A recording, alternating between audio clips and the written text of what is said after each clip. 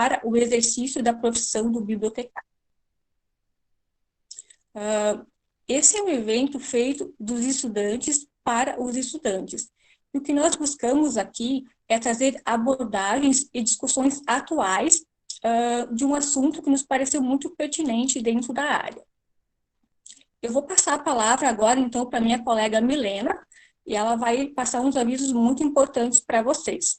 Aí, na sequência, a gente passa para o nosso palestrante, o senhor Nelson Oliveira. Milena, boa noite. Boa noite, tudo bem? Todo mundo me escuta? Tudo certo, tá? É com Tudo você bem? agora, então, tá? Obrigada, Cláudia. Então, primeiramente, sejam todos bem-vindos.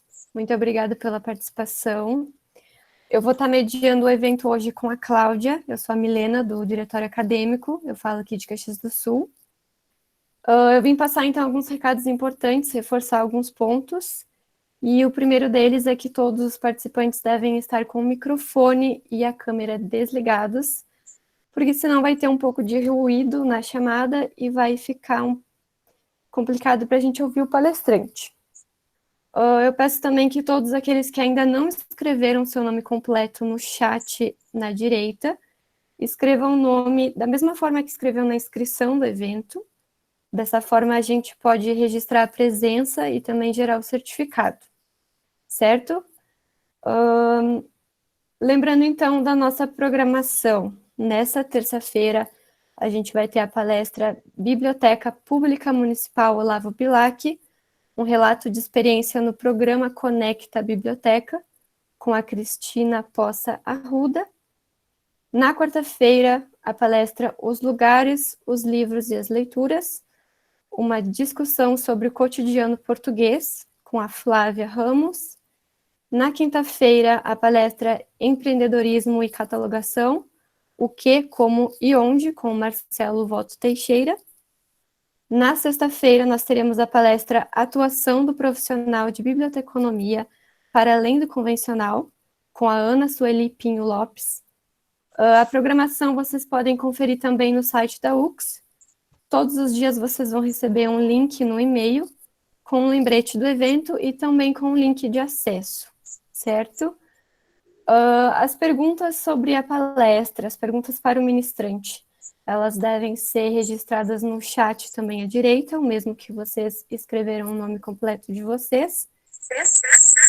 Assim, no final da reunião, a gente pode levantar essas questões e conversar. E é muito importante que vocês participem, tirem suas dúvidas, suas curiosidades. E acho que o principal é isso, a gente vai estar sempre alertando o pessoal no chat sobre o microfone, então vocês vão ver algumas mensagens ali no cantinho. E eu passo a palavra, então, para o Nelson Oliveira da Silva, formado em Biblioteconomia e Documentação pela Universidade Federal do Rio Grande do Sul. Atualmente ele trabalha com consultoria, realizando palestras e cursos desde 2005, além de implantar sistemas em bibliotecas, e ele tem experiência em biblioteca pública, universitária e escolar. Então, a gente vai falar sobre o tema empreendedorismo na biblioteca. Boa noite, Nelson. Você consegue escutar a gente?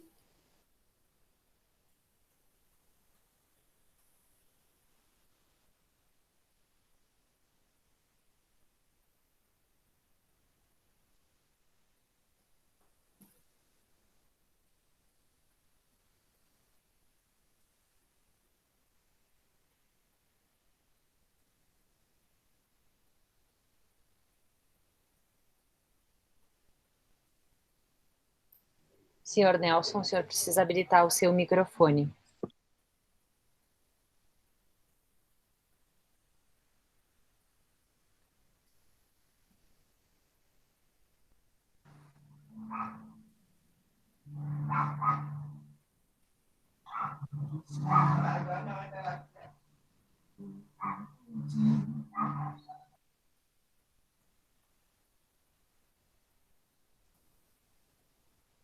Senhor Nelson, o senhor pode clicar no íconezinho do microfone na sua tela do Google Meet.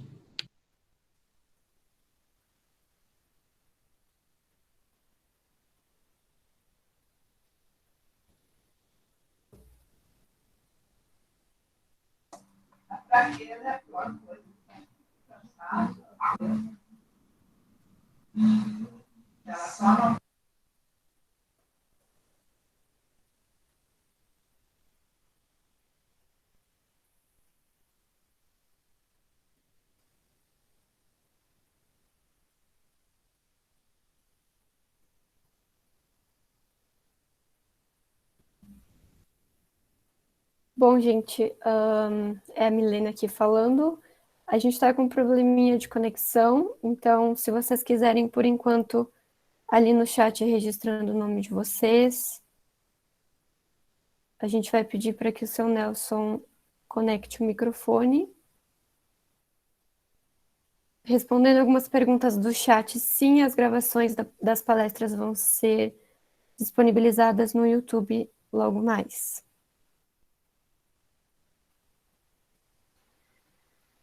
Boa noite, Nelson. Acho que agora foi, né? Sim, estamos te escutando. Tudo bem? Tá. Agora foi. Deixa eu só abrir aqui, então. Então, em primeiro lugar, muito obrigado. Sou Nelson Oliveira da Silva. Atualmente eu resido em Canoas, no Rio Grande do Sul, que é uma cidade da Grande Porto Alegre, né? Então, eu vi aí que tem algumas pessoas que entraram que não são do Rio Grande do Sul, mas quero agradecer o convite, né? E é muito bom poder conversar com os alunos, né, futuros colegas, ainda mais nesse momento, né, que a gente está passando, onde estamos tendo muitas mudanças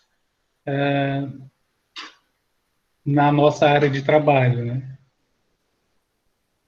Eu costumo dizer nas minhas conversas assim, que eu estou tendo agora que nós não voltaremos ao normal, né? O normal que a gente tinha antes pandemia não vai voltar, né? A gente tem que estar preparado para um novo normal agora. Deixa eu só ver se eu consigo abrir aqui a tela da apresentação. Engraçado que no teste deu tudo certinho, né? Aí quando vai para o oficial, é sempre assim. Acho que agora eu consigo, vamos ver.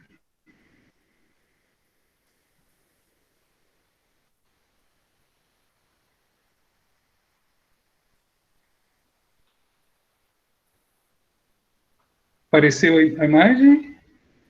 Por enquanto, não. Só diz Nelson Silva está apresentando, mas a gente não consegue ver nenhum documento ou algo parecido.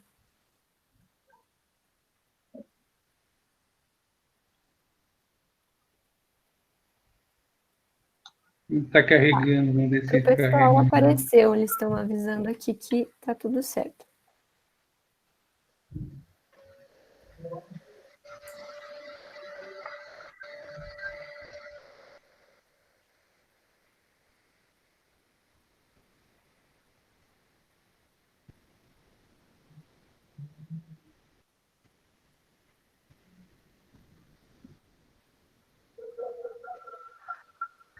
Mas não apareceu, a tela da apresentação não apareceu, né? Alguns estão dizendo que sim, que conseguem ver, mas eu continuo vendo o senhor. Pode ser que algum outro participante esteja compartilhando a tela. Outros estão dizendo que aparece a pasta do seu computador, mas não o arquivo. Tá, vamos ver se abre agora.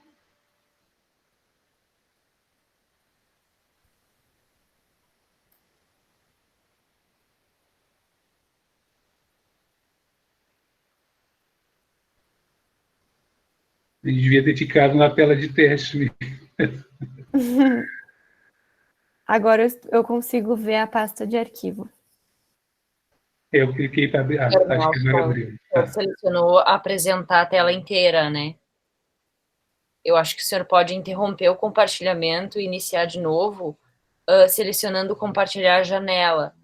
E antes de compartilhar a janela, tens que deixar a apresentação aberta.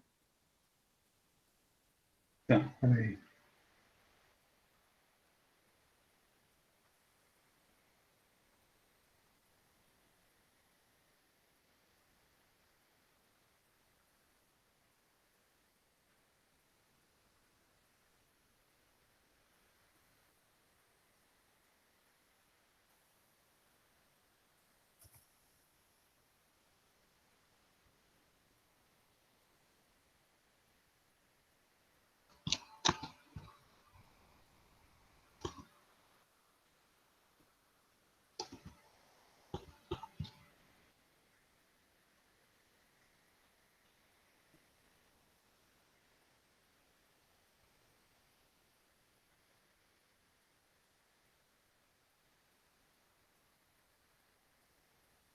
Agora foi, né?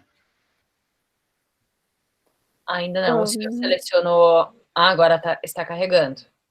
Isso, agora sim. Obrigado, Thaís. Imagina as ordens.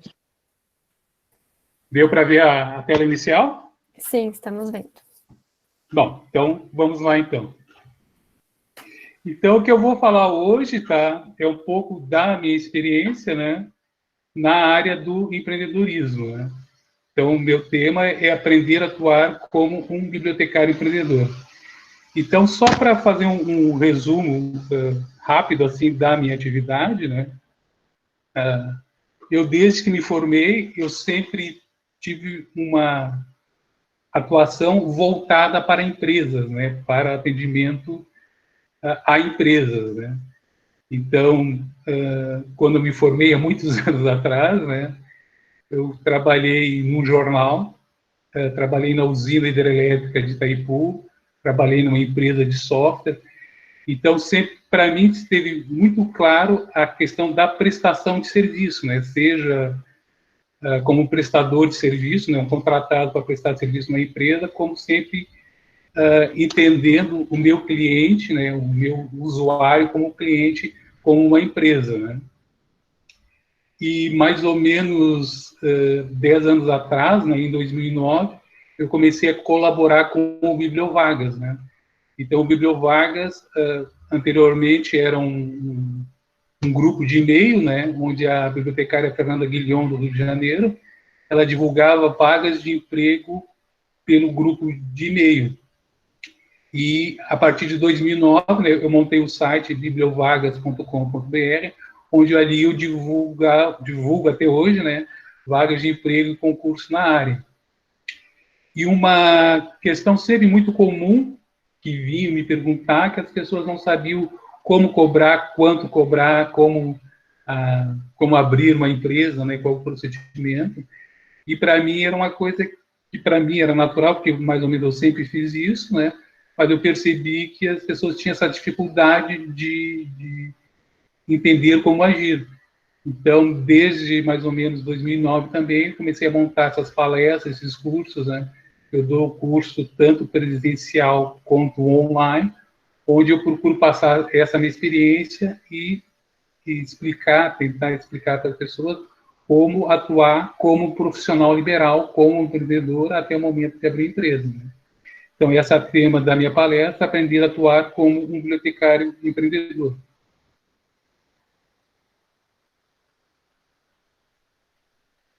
Aqui. Então, quem é o empreendedor? O empreendedor é a pessoa que tem a capacidade de transformar a sua ideia em realidade, seja ela inovadora ou não.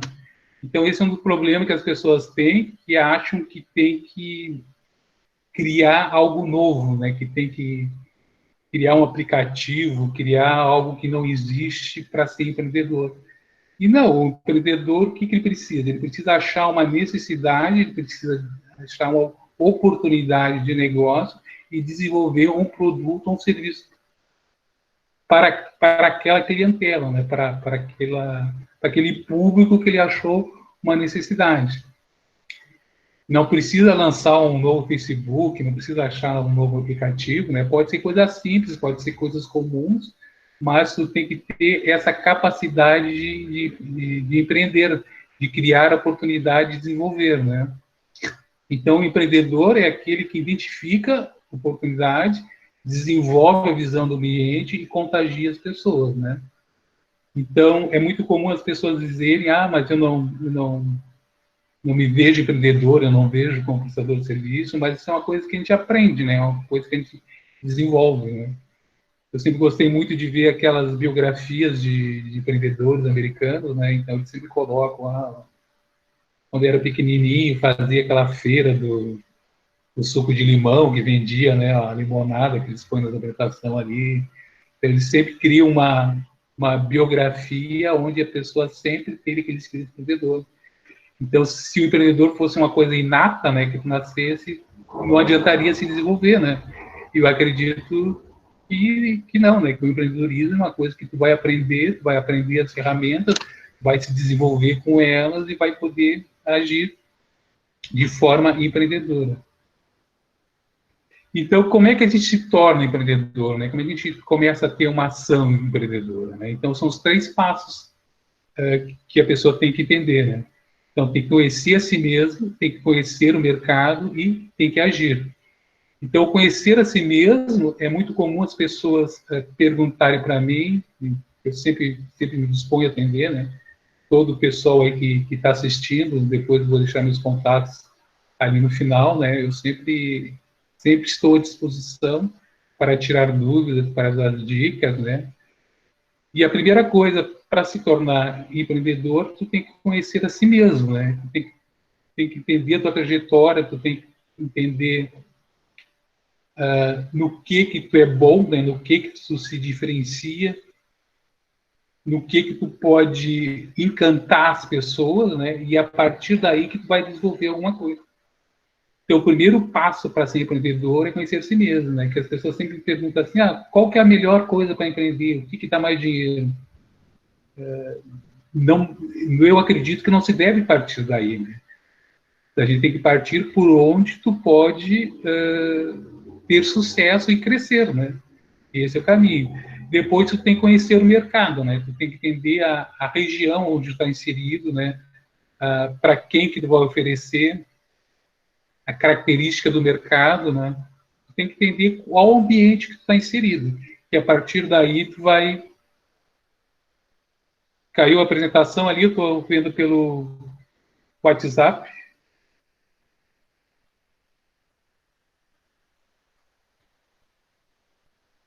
Não caiu? Tá, vou continuar então.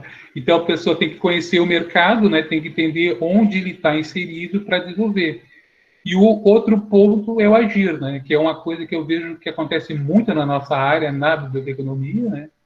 Que eu sempre brinco assim, que a pessoa diz que quer ser empreendedora e o próximo passo que ela faz é fazer um após, um mestrado, nada contra estudar. Mas o que acontece? Tu decide ser empreendedor e tu vai fazer um pós, quer dizer que tu está adiando essa ação empreendedora no mínimo 1 ano e meio, 2, né? Então, eu sempre digo que o feito é melhor que o perfeito. Então, se tu quer empreender, tu quer fazer uma prestação de serviço, tu quer ter uma atuação de profissional liberal, tu tem que começar a agir, tu tem que fazer pequenos passos que a gente vai ver aqui na frente, mas tu tem que começar a agir. Tu não podes ir adiar, porque a gente tem muita essa coisa do perfeccionismo, né, que sempre se acha que não está pronto, sempre acha que não sabe o bastante, sempre acha que não é o momento ideal, sempre acha que tem que esperar mais um pouquinho. E com isso vai passando o tempo, vai passando a oportunidade e tu nunca toma uma ação definitiva, né? Então, um dos primeiros pontos, né, importantes para se ser um empreendedor é agir. Não se pode ter um medo de fracasso. Qualquer biografia que se vê do empreendedor ali, ele tem uma sequência de fracassos, né, uma sequência de ideias que não vingaram até que ele achou a que deu certo e que fez ele prosperar. É assim que a gente se desenvolve, né? É claro que pode ter aquele exemplo do cara que na primeira ideia dá certo e se torna milionário, mas normalmente não é assim. Normalmente sempre tu vai pela tentativa e erro até que tu consegue o sucesso na atividade que tu quer desenvolver. E qual é a característica que precisa ter como empreendedor, né? Então, tu tem que ter uma disposição de assumir risco, uma autoconfiança e a necessidade de realização. O que é a disposição de assumir risco? A gente tem que entender que empreender, seja abrir uma empresa ou fazer um serviço, criar um produto, sempre vai ter risco, né?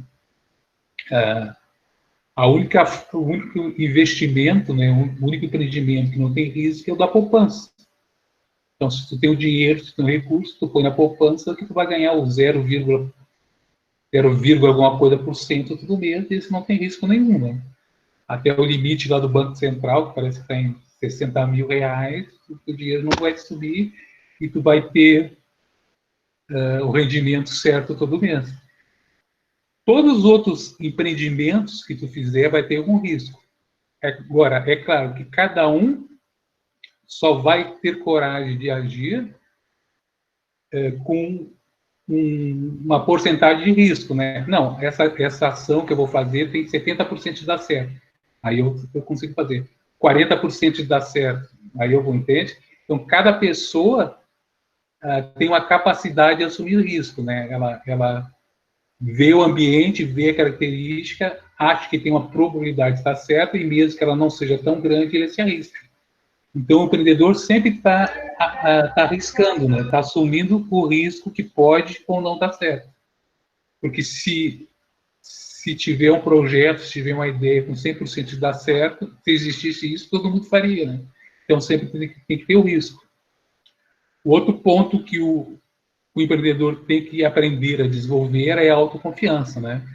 Então, ainda mais na nossa área, que tradicionalmente o bibliotecário é um prestador de serviço e ele é um prestador de serviço pessoal, né? Então, é ele que atua e faz o serviço, faz as ações, né? Normalmente a gente não trabalha através de software, né? Então, somos nós que vamos organizar uma biblioteca, fazer uma consultoria, dar um treinamento.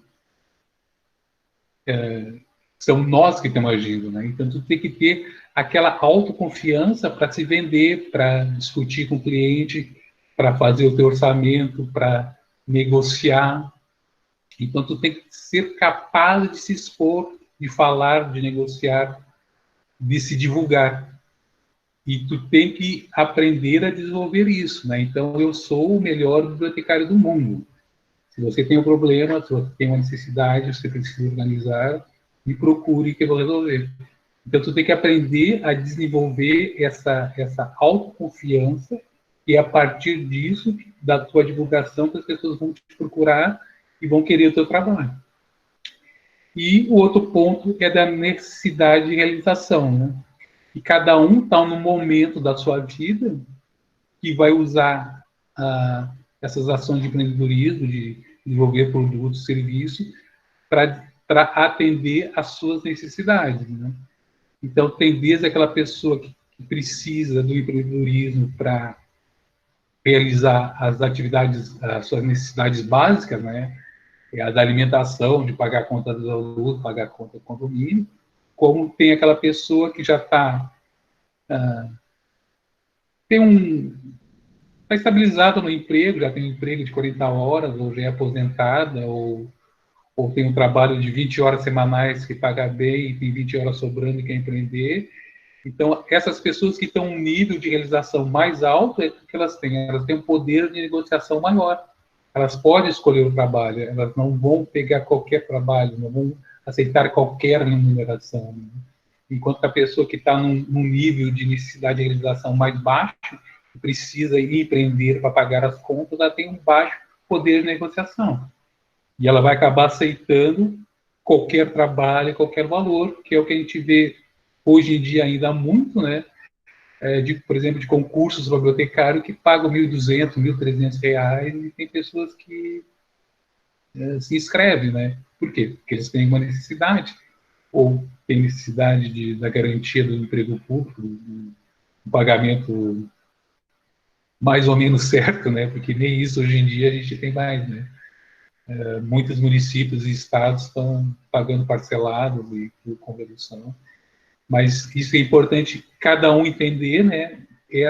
na sua característica, como que ele está, né? Se tem capacidade de assumir risco, se tem a autoconfiança e qual que é a necessidade de realização que eles têm nessa atividade de empreender, né? Por que eles estão procurando empreender?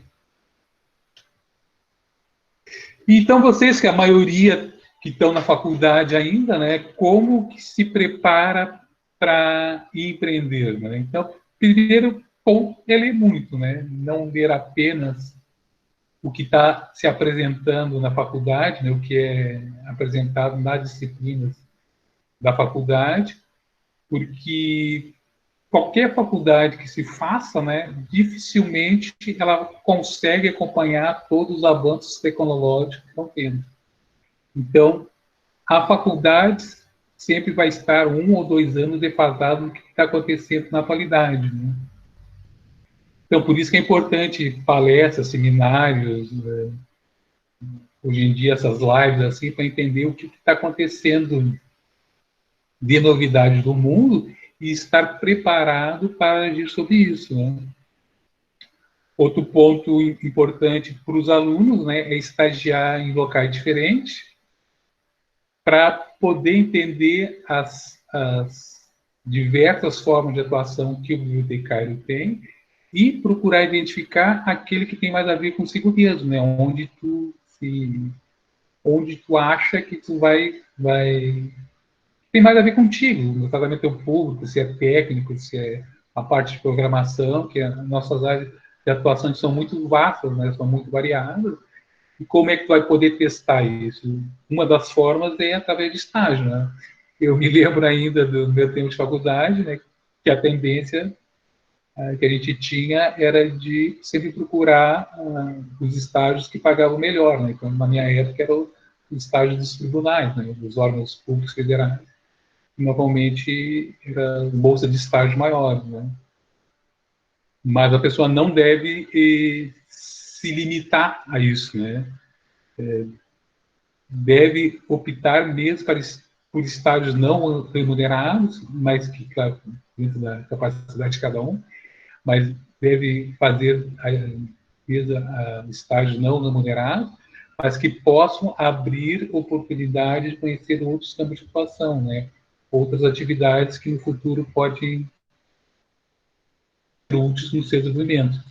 Estar atento às novas tecnologias, né? Então, isso é uma coisa que até hoje em dia eu faço, né? Então, sempre que aparece um novo aplicativo, uma nova rede social, eu vou ali, no mínimo, para testar, para entender como é que é a ferramenta, como é que a ferramenta se desenvolve, como é que é a divulgação dela, como é que é o engajamento, né? Então, tu sempre tem que estar atento às tecnologias que estão surgindo por aí. A gente não pode ficar de fora, né? No mínimo, conhecer. Utilizar as redes sociais, né? E isso é importante desde o começo da faculdade, né? Então, tu criar o teu perfil no Instagram, no Facebook, LinkedIn, ter uma presença nas redes sociais e, além de criar o conteúdo, de criar o perfil, tu tem que criar conteúdo, né? Porque isso é um erro que as pessoas cometem, né? Que criam um perfil na rede social e a única coisa que fazem é ou dar curtidas ou botar aquelas carinhas, emotions, ou dar o AC, né? Que eu nem sabia o que era isso no Facebook, né? Que as pessoas entravam nas postagens e davam só AC. Eu aguardando comentário para receber notificação, né? Então, se tu está pensando em empreender, não basta apenas tu estar na rede social. Tem que estar na rede social e criar conteúdo. Criar conteúdo relevante, que é isso que vai fazer que as pessoas e as empresas te vejam como um profissional que entende do assunto e poderão, a partir daí, chamar para um estágio, chamar para um emprego, chamar para um trabalho, né? Então, não basta estar na rede social. Tem que estar na rede social produzindo conteúdo ou, no mínimo, fazendo interações com conteúdo, com comentários relevantes, comentando o conteúdo de forma proativa, né? Não botando, oh, que legal, gostei, parabéns, entende? Tem que estar na rede social e produzir conteúdo para ser notado, para ser reconhecido, senão não adianta. E o outro ponto é aprender a falar em público, né? Então, esse momento de pandemia agora, né, notei que apareceram muitos perfis, né, muitas pessoas fazendo live, né, e é importante isso, né, para aprender a se desenvolver, que é uma coisa que a gente vai precisar, depois de formado, para sempre na vida profissional, né? Sempre vai ter que estar disponível para falar com os outros, para passar a mensagem, para dar um treinamento. Então, tem que aprender a falar. E outro ponto também que tem para os alunos, né, que eu coloquei aqui, que é o momento do seu TCC, né, no momento do trabalho de conclusão de curso, e ali tu já pode mais ou menos definir a sua área de atuação, né, como tu vai querer atuar no mercado depois.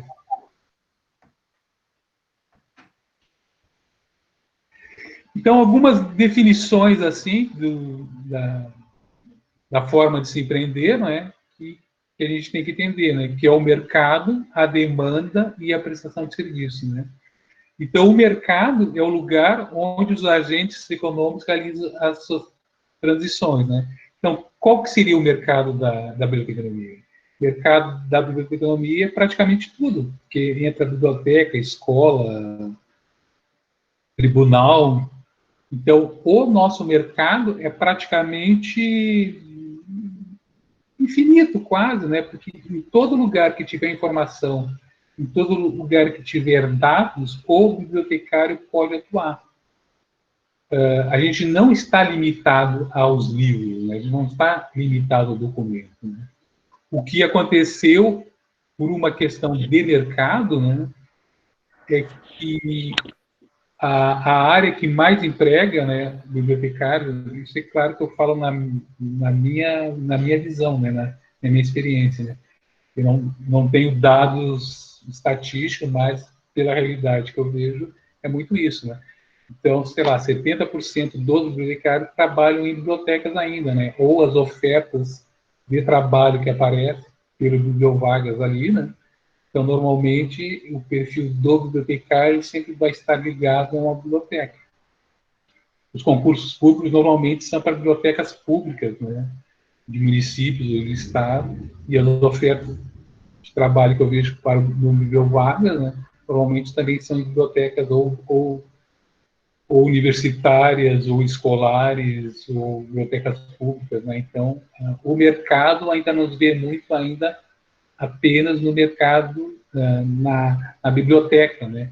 Mas a gente pode atuar, e tem vários outros bibliotecários que atuam em outras áreas, mas a gente ainda não conseguiu expandir muito isso, né? Outro ponto da questão do mercado é a questão de demanda, né? Então, a demanda é aquela quantidade de bens ou serviços que os agentes econômicos estariam dispostos a consumir a um determinado momento, num determinado mercado. E o que a gente vê na área da biblioteconomia, né? A gente tem uma baixa demanda. O que quer dizer essa baixa demanda? É que os agentes econômicos, as empresas, as instituições não estão dispostos a consumir a mercadoria, o produto, o serviço bibliotecário, né? Porque se a gente tivesse uma alta demanda do bibliotecário, o que nós teríamos? Nós teríamos salários melhores e baixo desemprego. O que caracteriza a baixa demanda? A baixa demanda de uma profissão, de uma atividade, ela resulta em salários reduzidos e desemprego alto, ou dificuldade de entrar no mercado de trabalho. É isso que caracteriza uma baixa demanda, né? E, infelizmente, é o que eu vejo atualmente na área da biblioteconomia, né? Nós não conseguimos construir demanda, né? Nós não conseguimos que os nossos serviços sejam demandados pelas instituições, né? E a outra definição que é a prestação de serviço, né? Então, toda prestação de serviço precisa primeiro promover o seu negócio, criar a necessidade, né? Então, isso é uma coisa assim, muito importante quando a gente quer fazer uma prestação de serviço como bibliotecário, né?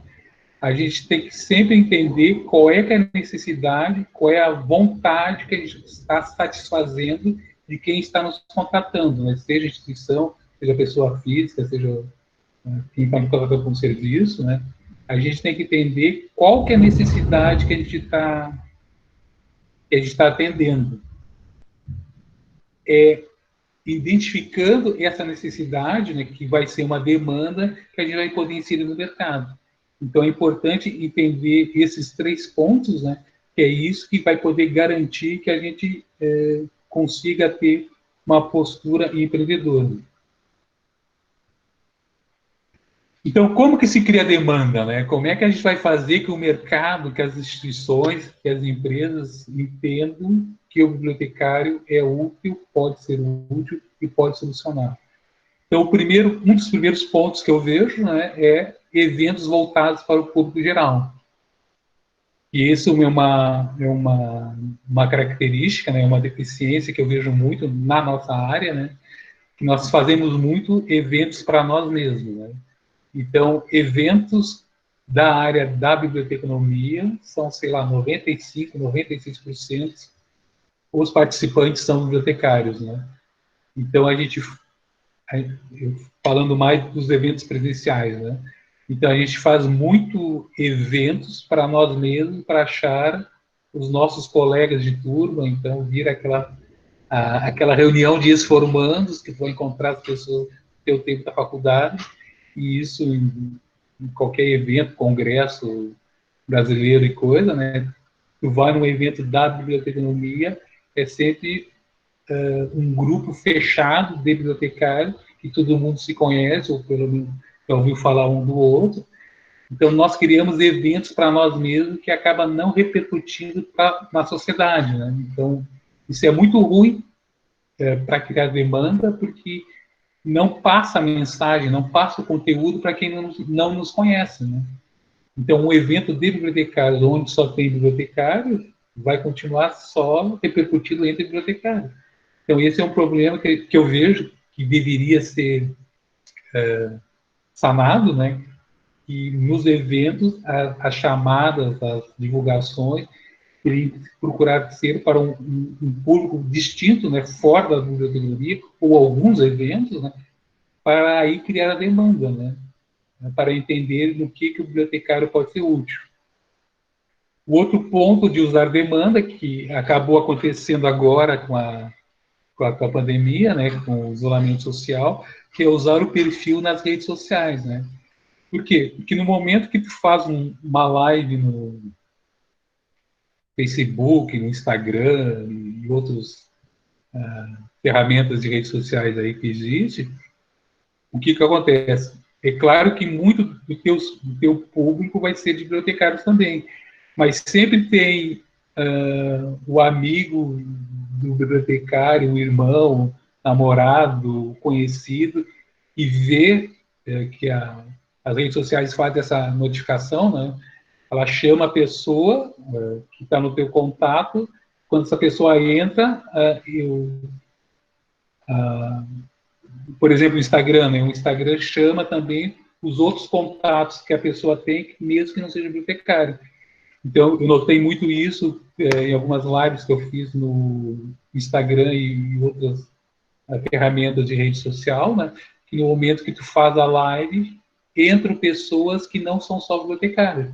E é importante, quando esse público entra, tu tornar a mensagem inteligível para os outros, né? Então, quando tu faz um evento público numa rede social, é importante que a mensagem seja entendida para o público geral e que eles percebam que é um bibliotecário, uma bibliotecária falando, que está desenvolvendo uma ideia, um serviço, de um produto, de uma solução que pode atender outros setores que não só bibliotecários, né? Então, essa questão da demanda só vai poder ser fomentada se a gente utilizar as redes sociais para que a nossa mensagem chegue num público não apenas de bibliotecários, né? E outro ponto para que a demanda é o fortalecimento das associações, né? Então, as associações de bibliotecário é muito importante porque eles podem fazer ações conjuntas, né? De eventos, de programação, de conseguir verbas de patrocínio para eventos e publicações, N coisas, né? E é sempre mais fácil tu ter um grupo pensando, um grupo realizando em prol de uma categoria, né? É sempre mais difícil tu sozinho tu querer criar a demanda, né? Então é sempre mais produtivo um grupo de bibliotecários reunidos e cada um vai ter sua especialidade, cada um vai ter sua característica, e aí eles montam um evento, montam um folheto, uma divulgação, alguma coisa. Então é sempre mais enriquecedor se são várias pessoas construindo um conteúdo, né? E eu acho muito importante, né, que a gente consiga fortalecer as associações, né?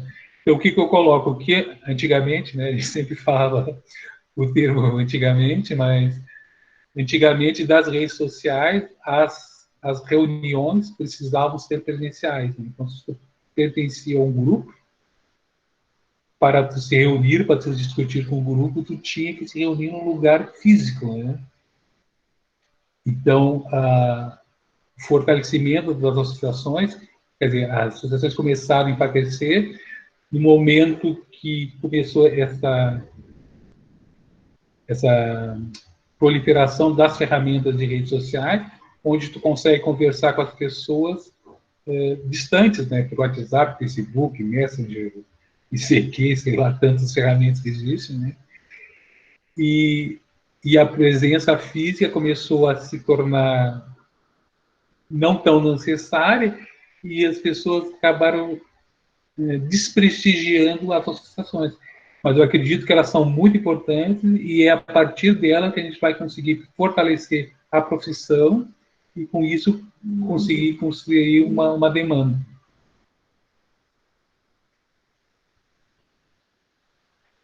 Então, o que é a prestação de serviço, né? Então, um ponto muito importante que é preciso entender que o bibliotecário é um profissional liberal. O que quer dizer ser um profissional liberal?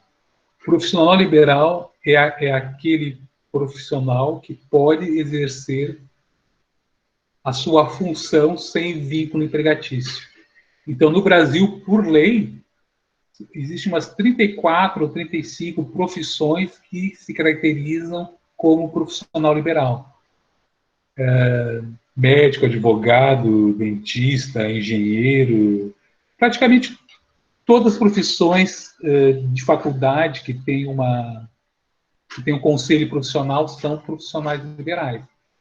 E a gente entende mais facilmente um advogado como profissional liberal. Por quê? Porque ele tem uma relação de prestação de serviço com o seu cliente, né? Então, o advogado ele tem vários clientes, o engenheiro tem vários clientes, o dentista tem vários clientes. E o bibliotecário, normalmente, o que a gente vê?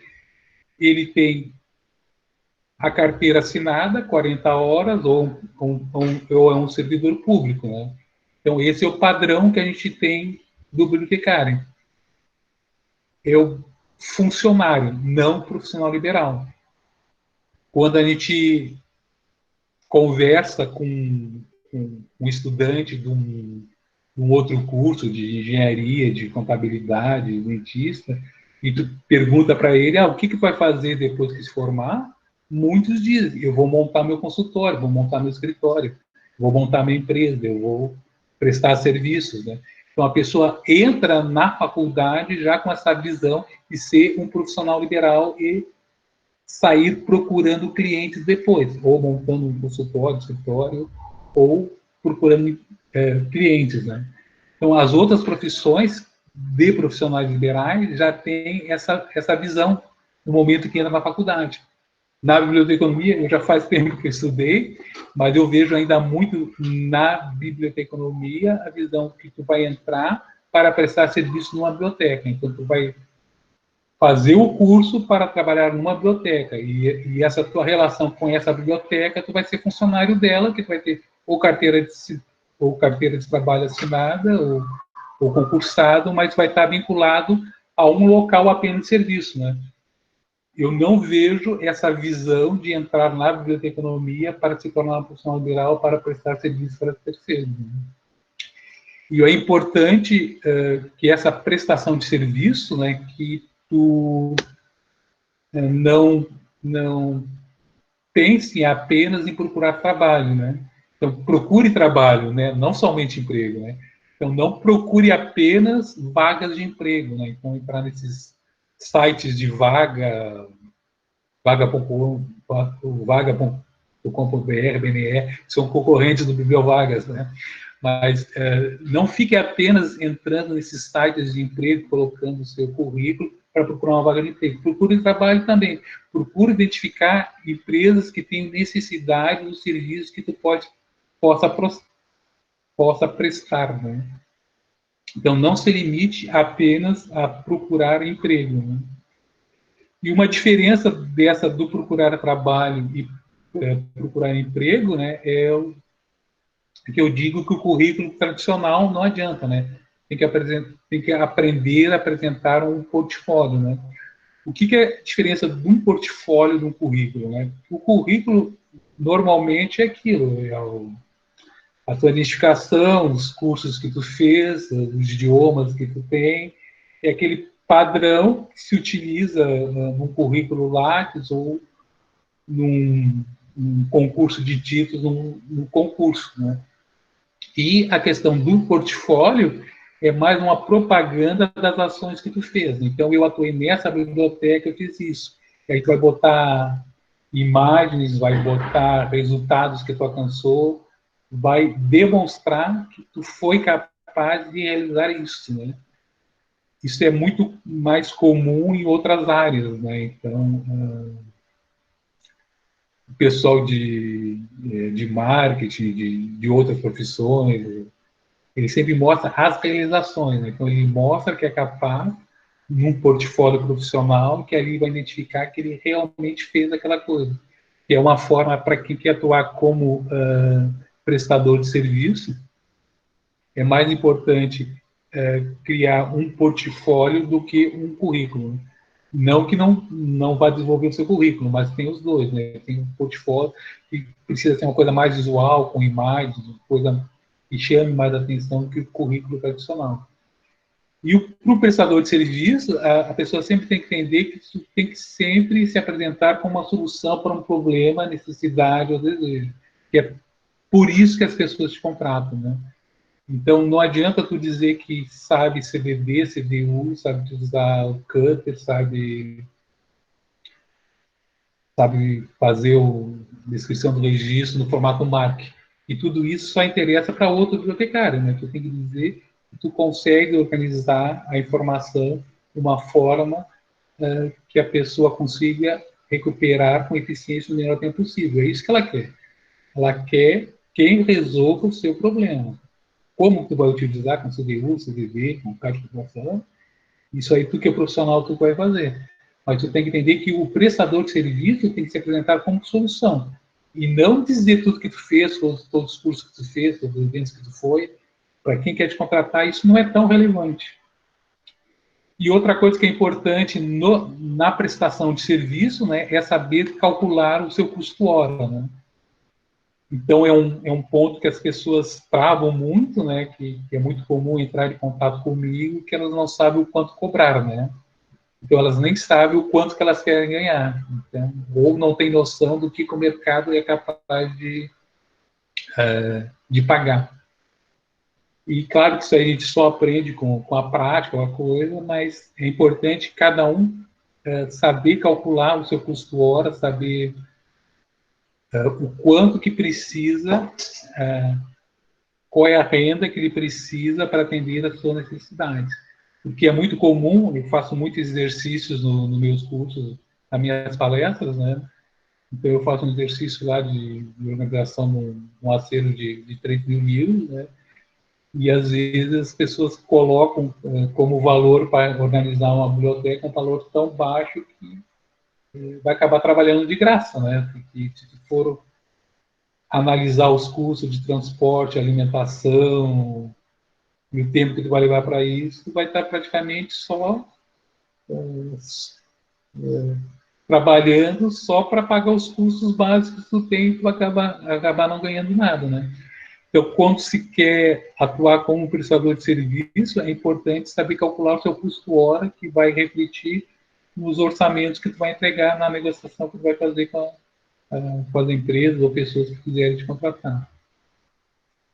E cada um, quando quiser pretender atuar como empreendedor, né, ele precisa se identificar qual é o tipo de atuação que ele mais se identifica, no que ele é melhor, no que ele vai fazer, que ele tem um diferencial maior. Então, ele pode ser um técnico, ele pode ser um consultor, ou ele pode ser um perfil vendedor. O ideal é que cada um tenha essas três características, né? Então, o técnico é aquele que domina a ferramenta, tem capacidade de concentração, elabora projetos. O consultor é aquele que é capaz de chegar numa biblioteca, numa instituição, analisar a organização, como é que está o procedimento da instituição, como é que é organizado o documento e propor melhorias, né? Então, essa é uma análise de consultoria, né? Vai, faz um diagnóstico e apresenta opções para aquela instituição. Ou o vendedor, que é aquele que faz aquele contato, que é o fechador de contrato, né? O vendedor é aquele que vai, expõe a sua ideia de trabalho e negocia o fechamento do contrato. Então, o ideal é que o empreendedor tenha desenvolvido bem essas três características, né? De técnico, de consultor, de vendedor. Se a pessoa não possui isso, né, não tem essas três características desenvolvidas, o que ela faz? Ela ou procura parceiros, né, procura colegas que tenham essas outras características para fazer uma sinergia, para fazer uma parceria, ou procura desenvolver. Porque o que acontece? É muito comum, assim, eu ver, né, as pessoas que querem empreender chamam seus colegas, mas os três são perfis técnicos, né? Então, o que acontece aí? Ninguém quer vender, ninguém quer falar, ninguém quer fazer o fechamento.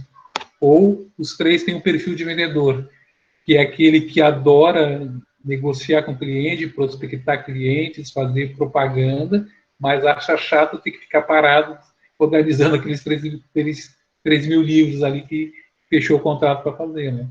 Então, é importante entender esses perfis e, no momento que for procurar parceiro para desenvolver o serviço, entender que cada um vai ter que, em algum momento, fazer essas ações, né? São importantes na área do empreendedorismo. E agora o que eu vou falar é um plano de negócios, né? Que esse plano de negócios, são 8 passos que tem aqui, que cada um precisa se desenvolver, precisa aprender a desenvolver, tanto no nível pessoal como se for desenvolver uma empresa, né? Então, esse plano de negócio, ele funciona tanto para a pessoa física, né, para o profissional liberal, bibliotecário, como se tu está pensando em abrir uma empresa, né? Então, o primeiro ponto é tu desenvolver o nome ou marca, né? Então, se tu está desenvolvendo teu plano de negócio para a pessoa física, o que tu tem que pensar? Tu tem que pensar que o teu nome, né, que a tua marca nas redes sociais tem que estar mais ou menos a mesma, né? Então, o mesmo perfil, o mesmo nome que tu utiliza no Facebook, tem que estar no Instagram, tem que estar identificado no LinkedIn, porque tu vai estar desenvolvendo a tua marca pessoal, a tua imagem, ou o nome de uma empresa que tu queira desenvolver, né? O logotipo da tua marca. Então, desde a faculdade agora, é importante tu desenvolver isso, né? Porque tu vai ter uma gama de contato nas tuas redes sociais enquanto estudante, que quando te formar, que é só um dia que muda, né? Um dia tu é estudante, o outro tu recebe o diploma, Aí tu já é profissional, faz o registro no conselho, mas o perfil vai ser o mesmo, né? A não ser que, claro, tu cria um outro perfil, mas vai ser o mesmo perfil. Aí tu precisa entender que essa construção de imagem está sendo feita desde agora da faculdade. Então é preciso entender que o nome ou tua marca já está sendo construída agora, e tu precisa consolidar isso, né, nas redes sociais, ou no momento que tu for criar uma empresa, né, que aí normalmente tu pode criar a empresa no teu nome mesmo, né, uma ME no teu nome mesmo, ou criar um nome fantasia, que é o chamado um nome fantasia para se divulgar. E sempre criar conteúdo relevante, porque um dos princípios do marketing é o gatilho da gratidão, né? Então, tem uma métrica da divulgação nas redes sociais que é 80-20, né? Então, tu entrega 80% de conteúdo relevante e 20% tu te vende. E se teu conteúdo for realmente relevante para as pessoas que te seguem, em algum momento vai acionar o gatilho da gratidão e eles vão querer contratar, pagar algum serviço, algum produto que tu esteja divulgando. O próximo ponto no plano de negócios, né, sempre ressaltando, né, que isso funciona tanto para pessoa física como quem vai desenvolver uma empresa. Então, tu tem que definir seu público-alvo. Né? Então, o pessoal do marketing fala em persona. Então, quando tu decide empreender, tu tem que entender qual é o mercado que tu quer atuar. O que tu quer fazer? Não adianta tu dizer tudo, que bibliotecário pode tudo, quero atuar em todas as áreas. Tu tem que ter foco, pelo menos para desenvolver esse plano de negócio. Esse plano de negócio, tu tem que definir um público-alvo para desenvolver esses outros passos, e aí depois tu pode construir esse plano de negócio para outros mercados, para outras formas de ação. Mas vamos utilizar esse nosso plano de negócio aqui, baseado na organização de bibliotecas particulares. Tá? Então, todos os exemplos agora que eu vou falar, dentro desse plano de negócio, vai ser com a prestação de serviço de organização de bibliotecas particulares, de pessoas físicas. Tá?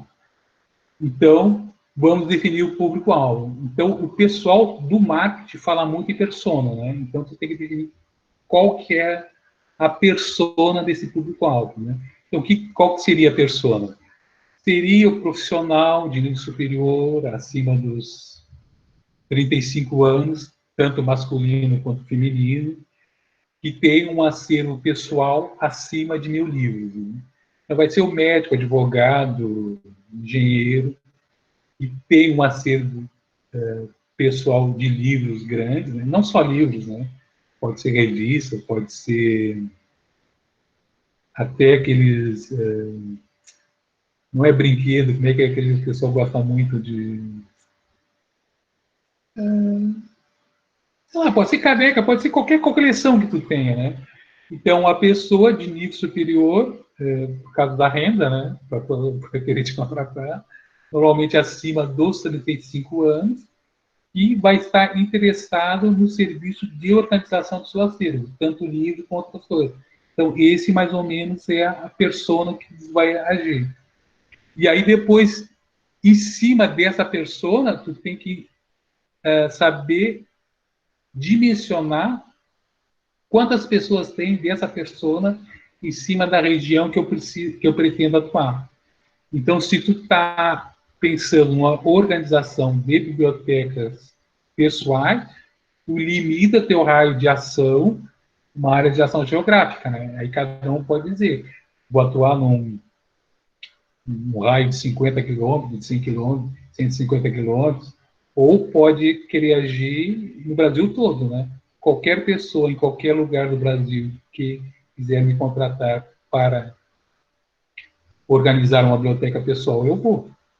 Aí cada um tem que saber a sua disponibilidade de viajar, de organizar. Né? Então, definir a persona, então, do seu público-alvo, mais ou menos dimensionar, né? Quantas pessoas estão daquele perfil dentro da localização que a gente quer, com capacidade econômica para contratar nosso serviço. E determinar a sua área geográfica de atuação, né, que cada um, conforme a sua característica pessoal, vai dizer qual é o raio de ação e, em cima disso, que vai fazer depois as ações de divulgação. E o importante é entender quais são as necessidades do público-alvo. Né? Porque a necessidade do público-alvo é o que vai fazer que eles te encontrem. Então, quando tu determina que o teu público-alvo é a pessoa que quer organizar a sua biblioteca particular, as tuas ações de marketing, de perfil, de sites, de publicações que tu faz, tem que responder os questionamentos deles. Né? Então, tu tem que pensar, as pessoas que têm uma biblioteca particular, quando elas entram na internet para pesquisar a solução, como é que elas vão fazer? O que elas colocam ali? Elas vão colocar como organiza uma biblioteca, como organizar... Opa, pulei aqui. Como eu organizo uma biblioteca, quem organiza a biblioteca, como contratar um bibliotecário, se ele entender que é bibliotecário, né? Então, tu tem que entender como que a pessoa entra no Google e pesquisa, e essa pergunta dele tem que estar respondida pelo teu site, pela tua publicação. É isso mais ou menos que funciona na questão das relevâncias das respostas do Google, né? Então, se o teu site tiver pronto, o título, subtítulo, que é um outro tema assim, mas se as tuas publicações estão prontas, tem a resposta que as pessoas fazem nos buscadores, o teu site vai dar relevância e tu vai aparecer nos primeiros resultados. Então, tu tem que entender as necessidades do mercado-alvo, né? E isso aí tu pode fazer através de pesquisa, de conversas com pessoas que conhecem a tua relação pessoal, que seja dentro daquele perfil do público-alvo, né? Então, todo mundo vai ter um amigo, um parente que tem um grande acervo de livros, né? E aí tu vai perguntar para ele, mas qual é o problema que tu tem de organizar esse livro ali? Tu gostaria de alguém organizar? Quanto tu estaria disposto a pagar? Então, em todo serviço, né, em toda prestação de serviço que tu vai fazer, a grande dificuldade que se tem é como dimensionar isso, né, de como tu entender onde está teu público e o quanto que esse público está disponível a pagar. Esse dimensionamento de mercado é uma das coisas mais difíceis que tem. E, normalmente, o empreendedor vai para o seu feeling, né, vai para o seu conhecimento, porque muitas vezes não tem capacidade de fazer uma pesquisa para realmente dimensionar tudo isso. E essa viabilidade do mercado vem muito da percepção do empreendedor, né, que é difícil de ter parametrizado isso e ter a certeza que esse plano de negócio vai dar certo. E aí tu tem que definir como é que tu vai atender essas necessidades, né? Então, uma organização de biblioteca particular normalmente vai ser presencial. Então, tu vai ter que visitar vai ter que ir ao teu escritório e visitar o cliente, né? Outros tipos de ações que tu for fazer pode ser virtual, através de sites, de aplicativos, ou através do teu perfil. Se tu for só dar dicas de organização, né, que tem muitos perfis de bibliotecários hoje em dia que fazem a personal organizer, né, tem muitos perfis que dão apenas dicas de organização. Tu quer organizar uma biblioteca particular? Faça um treinamento comigo de 1 hora que vai passar a tua câmera lá, vou ver como é que botar o acervo na tua casa e vou dar dicas de organização. Vou dar dicas de organizar por assunto, por separar por tantos assuntos, ordenar por autor, ordenar por título. Tu pode, dentro desse serviço de organização de acervos particulares, tu pode pensar numa forma de atuação virtual, só que, claro, vai ter que desenvolver o trabalho, vai ter que desenvolver como tu vai atuar, mas, normalmente, esse trabalho é presencial. Mas, claro, pode desenvolver outras formas. E essa tua forma de atuação que vai definir os seus custos, né? Seus custos fixos e variáveis depois. Outro ponto importante na definição do plano de negócios é que tu tem que entender quem são os teus concorrentes, né? Porque sempre que tu for desenvolver um serviço ou um produto, tu vai ter concorrência, a não ser que o que tu está lançando seja uma coisa totalmente inédita que ninguém faça, né? Mas normalmente sempre vai ter alguém que está oferecendo algo igual ou semelhante ou alternativo, né? Então sempre tu tem que analisar isso, né? Então no serviço de organizar bibliotecas particulares, né? Quem que faz isso, né? Além do bibliotecário, né? Mas o que é importante é como que tu vai desenvolver um diferencial que atraia as pessoas. Outros serviços, tu vai sempre ter que procurar a concorrência para saber o que eles estão fazendo, o que eles estão cobrando, e aí tu vai ter que conseguir definir o teu diferencial para que eles contratem. E é importante examinar a concorrência para saber qual é o teu ponto forte, qual é o teu ponto fraco, para ver se tu tem realmente capacidade de entrar naquela área de atuação. E, claro, o ideal é se tu consegue oferecer algo inédito e inovador, mas se não for isso, tu tem que aprender a desenvolver destaques que quem quer te contratar reconheça e queira pagar o valor que tu quer. E isso que a gente chama de diferencial competitivo, né? Então, por que as empresas, pessoas irão te escolher? E esse diferencial tem que ser algo que possa ser descrito e facilmente evidenciado. E isso é muito importante que as pessoas perceberem, né, que, principalmente na área da biblioteconomia, né, que mais ou menos nossos serviços são mais ou menos iguais, né? Por exemplo, aqui a gente está... A palestra são estudantes de biblioteconomia que mais ou menos todos estão tendo o mesmo conteúdo na faculdade, vão sair profissionais exercendo mais ou menos o mesmo padrão de serviço, né? Então, no momento da formatura, vocês vão ter lá 14, 15, 16 colegas de vocês, praticamente disputando a mesma vaga de mercado. E qual que vai ser a diferenciação de vocês, né? O que um é mais capaz, mais eficiente que o outro? Isso você tem que procurar desenvolver, que é isso que o mercado vai escolher vocês. E quando a gente está analisando os serviços que são mais ou menos igual, a gente tem que tomar o cuidado de não querer fazer a diferenciação apenas pelo preço baixo ou rapidez, que são diferenciais muito facilmente copiados, né? Então, se a tua única diferença para entrar no mercado que é muito que as pessoas fazem, né? As pessoas querem fazer um trabalho, fazem uma pesquisa de mercado, vê o preço que os demais estão cobrando e oferecem um preço menor. Então, se a tua estratégia para entrar no mercado, para atrair o cliente, for apenas um preço baixo, o que vai acontecer? Tu até consegue alguns clientes, mas logo vai aparecer alguém que vai oferecer um preço mais baixo. Ou, se teu diferencial for apenas rapidez, eu entrego esse teu acervo de 3.000 livros o mais rápido que os outros fizeram a proposta, né? É um diferencial pequeno também. Por quê? Porque facilmente outros vão poder propor mais rápido. E o que acontece? Sempre que o teu diferencial é preço baixo ou rapidez, o que vai acontecer? Os teus ganhos vão ser menores, né? Porque, claro, se tu oferece preço baixo, tu está ganhando menos. E se tu oferece rapidez, o que vai dizer isso?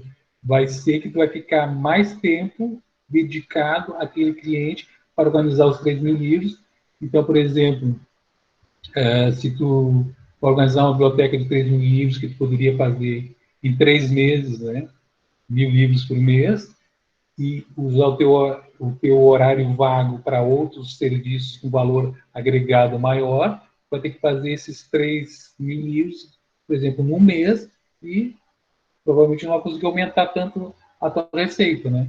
Então, é importante saber desenvolver esse diferencial competitivo e sempre um diferencial competitivo percebido pelo cliente, né? E não adianta tu dizer, eu sou bom, eu sou metódico, eu faço rápido, e o cliente não percebe isso, né? Então, sempre tem que pensar um diferencial competitivo que o cliente perceba e entenda. E outro ponto que é importante saber definir é a sua política de preço, né? Então, isso é muito importante no momento da negociação, né? Então, para todos os produtos e serviços que tu for desenvolver, tu tem que ter, para cada produto e serviço, tu tem que ter um preço mínimo e um preço máximo, né? E, normalmente, o que tu faz? Numa negociação, tu sempre apresenta o teu preço máximo, né? O preço maior para fazer aquele serviço. E, claro, que o cliente sempre vai negociar, né? Dificilmente tu vai fazer uma negociação e o cliente acha que barato, né? Só uma vez aconteceu isso para mim, que eu fui fazer uma proposta e o cliente disse, mas que barato, eu achei que era muito mais caro. E aí tu não tem o que fazer depois que tu já deu o teu preço, né? Então, normalmente, como é que tu faz a negociação? Tu começa com um preço mais alto, né, que a gente chama de hora cheia, né? E o cliente provavelmente vai achar caro e vai pedir para tu baixar. E o importante é que no momento que tu baixe, tu diminua também alguma coisa na qualidade do serviço, né? Porque tu não pode chegar, digamos assim, na organização de 3.000 livros, né? Tu chega e diz para o cliente, não, para organizar esses 3.000 livros, meu valor é 40 mil reais. E aí o cara diz, não, 40 mil é muito caro, eu não pago. Né? Diz assim, então eu faço por 20 mil. Não pode dar um valor e depois reduzir ele sem mudar nada na oferta do serviço. Então, tu diz, não. Tu tem que dar o valor máximo e dizer o que tu está oferecendo dentro dos 40 mil. O senhor achou muito? Então, 20 mil, eu vou fazer a organização por 20 mil, mas o senhor não vai ter um sistema de recuperação online, não vai ter a sinalização das estantes, não vou fazer registro nas lombadas, não vai ter cartão para empréstimo, entende? Então, tu tem que ter um preço máximo de negociação, o cliente vai pedir desconto e tu vai ter que reduzir esse valor inicial, diminuindo também ofertas dentro do serviço que tu propôs. Não pode se negociar só o valor por valor, porque senão o cliente se sente trapaceado, né? Que tu deu um valor lá em cima, ele apertou, tu baixou e está entregando o mesmo serviço com desconto. E cada um tem que aprender a definir o seu valor hora, né? Então, por que é importante esse valor hora? Esse seu valor hora, como é que tu define? Tu define pela expectativa de renda que tu tem no mês. Então, por mês, eu preciso, digamos, preciso de uma receita de 3.000 reais. E aí tu vai dividir esses 3.000 reais pelas horas produtivas que tu tem no mês. Então, 178 horas produtivas tu tem por mês, dá mais ou menos 20 reais a hora, esse exemplo assim que eu estou fazendo de cabeça. Né? Então, a tua hora de trabalho que tu tem cobrado dos clientes seria 20 reais a hora. Esse valor hora, eu sempre recomendo que seja um valor interno para ti, que tu usa para montar os teus orçamentos. Eu não gosto de valor hora, entregar esse valor hora no orçamento. Por quê? Tá, vou me alertar aqui, que já estou no finalzinho ali. Por que eu não gosto de trabalhar com o valor hora? Porque quando tu vai trabalhar no cliente, principalmente em casa, assim, né, e o teu orçamento foi feito no valor hora, ele controla o tempo que tu passa no celular, o tempo que tu passa tomar um cafezinho, o tempo que tu foi no banheiro, né? Então, o valor hora é para tu saber o orçamento que vai fazer. E quando tu vai fazer a tua descrição de serviços e produtos, né, a gente tem que ter o que a gente chama do serviço arroz e o serviço lasanha. Né? O que seria o arroz? O arroz é aquele trabalho mais simples, mais do dia a dia, menos elaborado.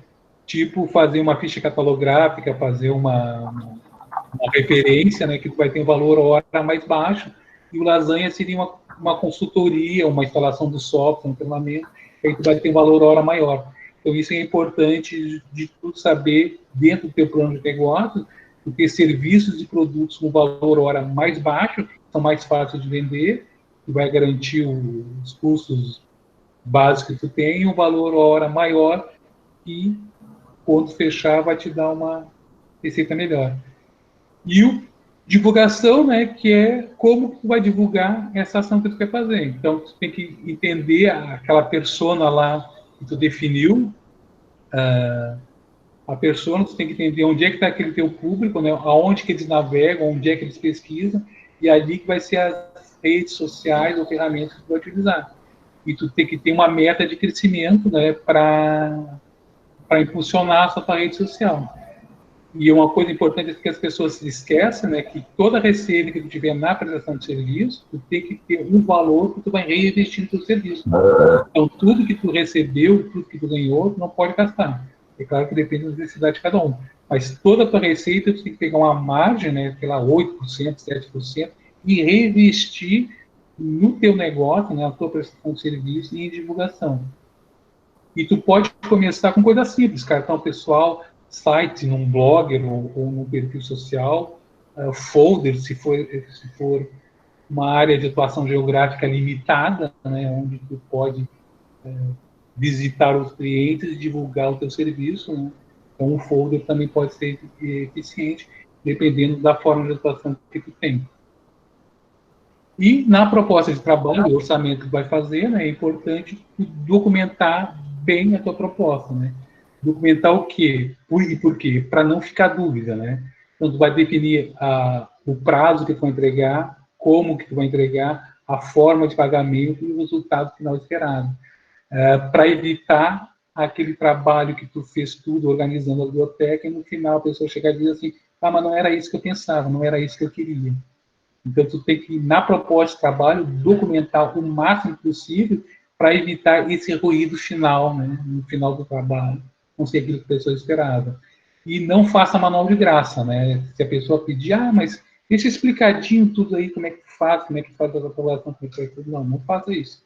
Não entregue a organização, a forma em que tu está elaborando o teu trabalho, né? A não ser que ele esteja pagando por isso, e isso vai cobrar separadamente, né? Tá ok? Então, seria isso então que eu tinha que falar. Aqui estão os meus sites, né?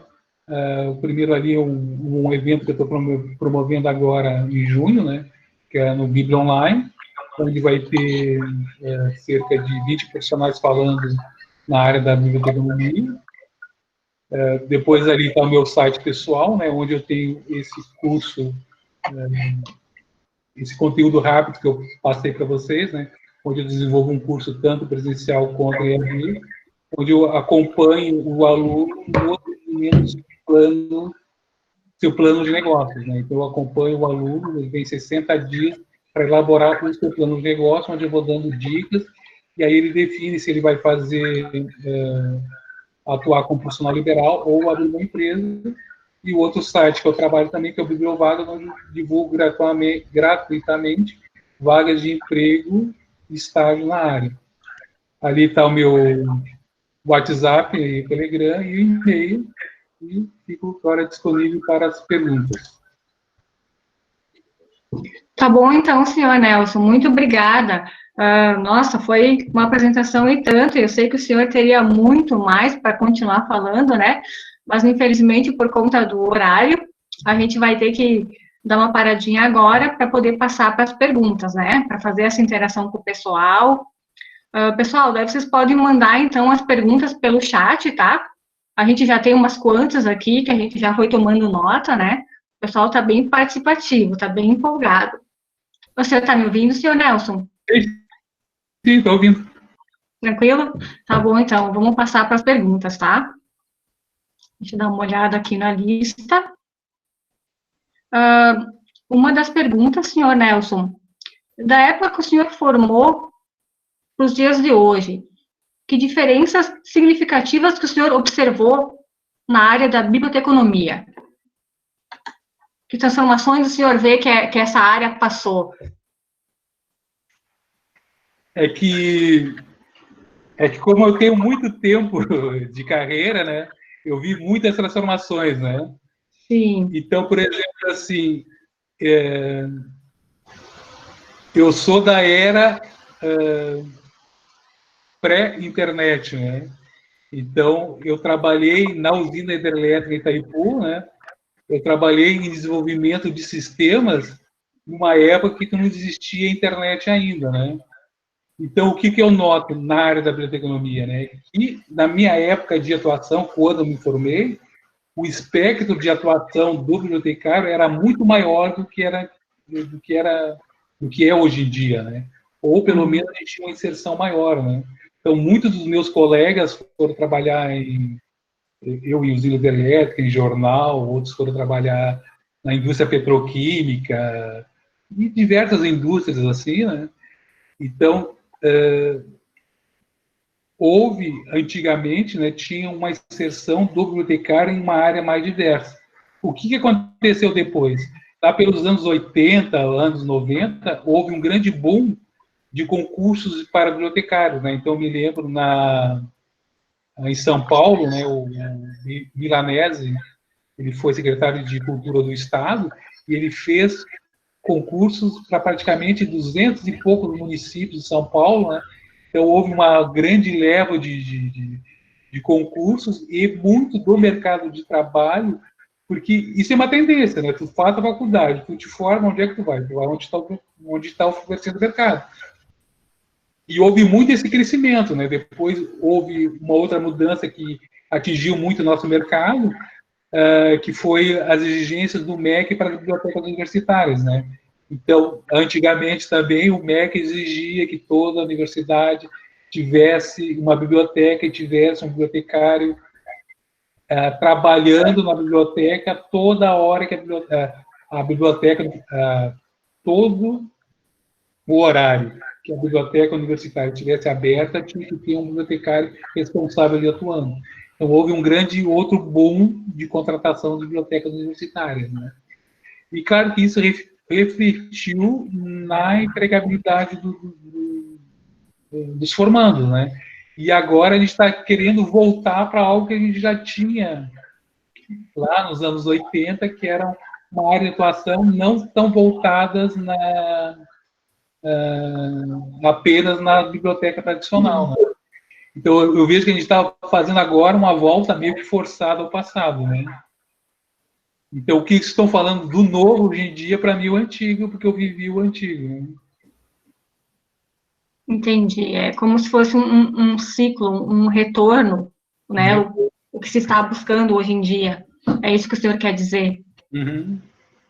Perfeito, senhor Nelson. Vamos para mais algumas perguntas. Como foi sua inserção no mercado de trabalho na época? Que diferença observas em relação ao mercado de trabalho hoje? É uma pergunta parecida com a pergunta anterior, né? Eu acredito. Mas é importante ressaltar, porque são realidades diferentes, né? Então, da minha turma, quando eu me formei, acho que foram uns 24, 25, né? Praticamente todos estavam empregados, né? Ou se empregaram, né? Era uma outra realidade de mercado, né? Sim.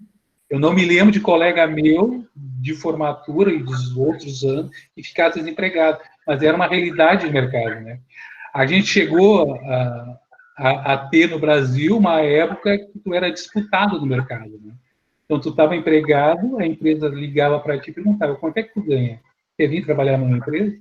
E eles te roubavam, né? Então, o chefe perguntava assim, tu está satisfeito aqui? Tu está bem? Tu não está precisando de nada? Porque ele sabia que a oferta do mercado te levaria, né? Então, mudou. Infelizmente, mudou para pior, e hoje em dia o que a gente está tendo com essa pandemia vai reduzir mais ainda.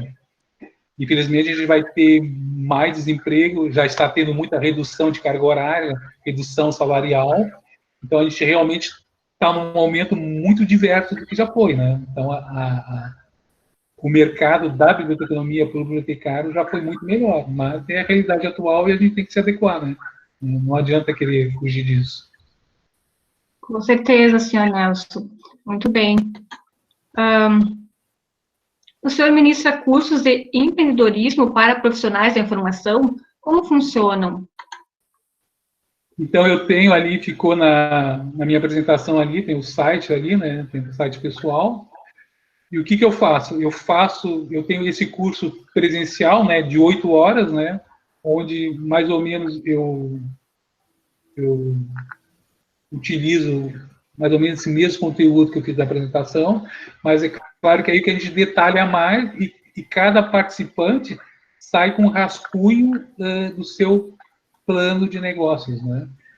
Então, normalmente, minhas turmas presenciais, né, tem entre 15 e 20 pessoas, né? E aí eu vou desenvolvendo o tópico, e quando chega ali no plano de negócios, né, cada aluno vai desenvolver o seu plano de negócio. E eu tenho também esse curso no EAD, onde, claro, no EAD dá para estender mais, né? E a pessoa tem até 60 dias para desenvolver o plano de negócio. Porque o que eu acredito, né? Eu acredito que o se tornar empreendedor tem que partir para a ação, né? Então, eu procuro tanto que no meu curso presencial ou no EAD, a pessoa realmente faça ações, né? Então, vai desenvolver a tua marca, ela vai dizer qual é a rede social que ela vai atuar, e eu vou entrar ali e vou dizer, não, a gente está se divulgando mal, o teu perfil não é bom, essa foto não é assim, essa divulgação que tu fez não vai atingir ninguém porque não está se vendendo bem. Então, e no presencial, claro que a dica tem que ser mais rápida, né? Normalmente eu vou presencial de 8 horas, mas eu procuro passar essa minha experiência para que a pessoa, no final do curso presencial ou do EAD, realmente já esteja atuando ou melhorando sua divulgação como empreendedor, como prestador de serviço. Muito bom. Senhor Nelson, uma dúvida minha agora. Por que o senhor optou pelo curso de biblioteconomia? Qual foi a sua motivação?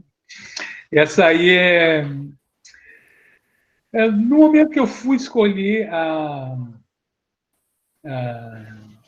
vestibular lá, né, eu sempre gostei de biblioteca, né, pode não parecer, mas eu era aquele típico, tímido, introspectivo, e aqui no Rio Grande do Sul eu gostava muito do ambiente de biblioteca, né, então a Biblioteca Pública Estadual de Porto Alegre era um ambiente que eu gostava, a Biblioteca Municipal da minha cidade era um que eu gostava, era um ambiente que eu gostava.